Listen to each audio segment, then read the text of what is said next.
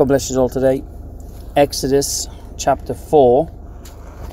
And here we have now Moses again saying to God in this chapter, "Who am I?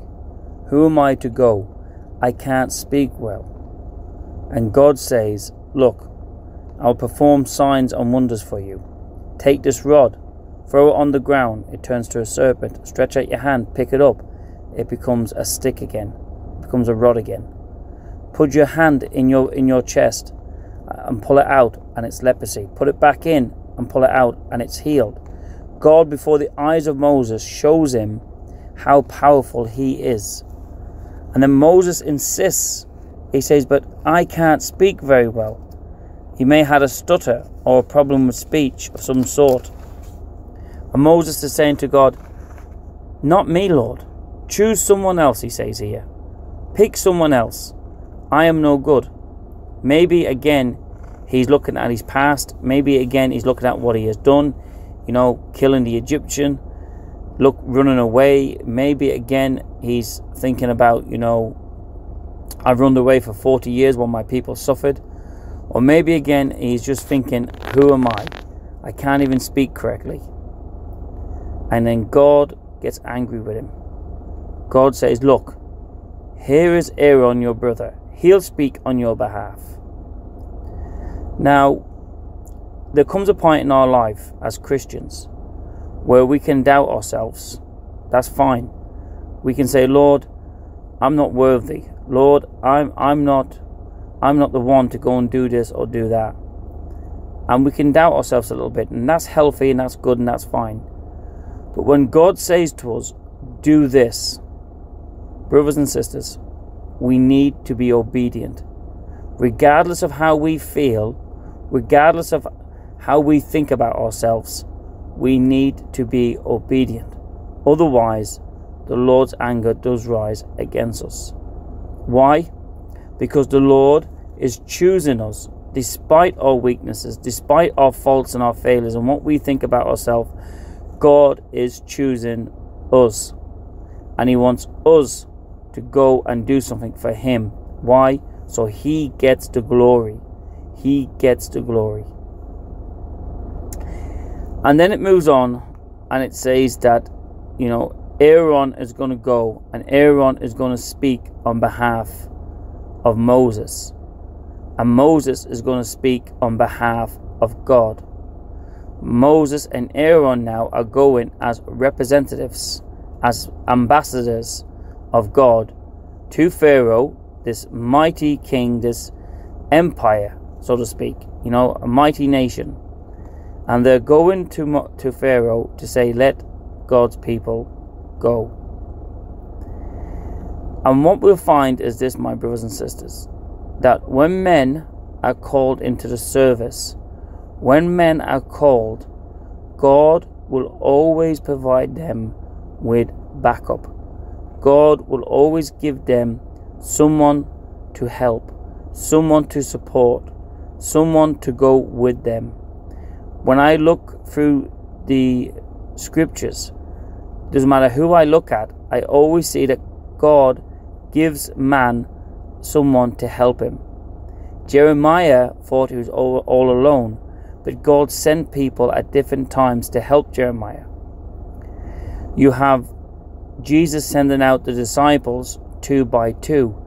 You have the great apostle Paul doing all that he did, but he continuously mentions different people's names who accompanied him on his journeys, who helped him, who supported him, who built him up, who encouraged him, who supplied his needs. And what this tells me is this, that when me or you are called into the ministry, it's not my ministry, it's not your ministry, it's God's.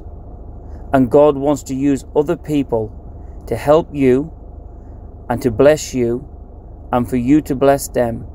So no one man gets the glory, but the glory goes to God. Then we read on and we see that Moses comes to the children of Israel. And Moses says to the children of Israel all the things that God has told them. He shows them the signs. Excuse me. He shows them the signs that God has showed him. And it says that the elders of the children of Israel believe Moses. Verse 31 says, so the people believed, and when they heard that the Lord had visited the children of Israel, and that he had looked on their affliction, then they bowed their heads and worshipped. Notice something. From Genesis right through the Bible to Revelation, a sign of worship to God is always the bowing down to the ground face first, the bowing of the head. It's a sign of submission. It's a sign of worship to God. When people fall back, like when the soldiers went to come and get Jesus, and Jesus said, I am, and they fell back in the garden, it's always a sign of rebellion. It's a sign of the enemy when they fall back. Believers, God worshippers, fall on their face, fall flat down in worship, in reverence of God. Now, there's a little something here before we finish in this chapter that I don't understand. I've read it several times and I just can't get my head around it. I can't understand it. And it's in verse 23. So, this is now, God has commanded Moses to go to Pharaoh. And then it says, so I will say to you, let my son go, that he may serve me. But if you refuse to let him go, indeed, I will kill your son, your firstborn. And then it says in verse 24, this is a bit I don't get. And it came to pass on the way at the encampment. So it looks like Moses now is going. It looks like it's telling the story of Moses. That the Lord met him and sought to kill him. And then the story continues that it never happened. So, who is the Lord trying to kill here? Is it Moses? Is it Pharaoh? I don't know. I'm a little bit confused on this part. But this I do know. Just because I'm confused about something, just because I don't quite understand something, it doesn't mean I rip that piece of passage out the Bible and throw it away. It means I need to pray more. It means I need to ask other brothers and sisters about what they think it means. It means I need to research more to get my head around it, to understand it, so I know what the Lord is saying here.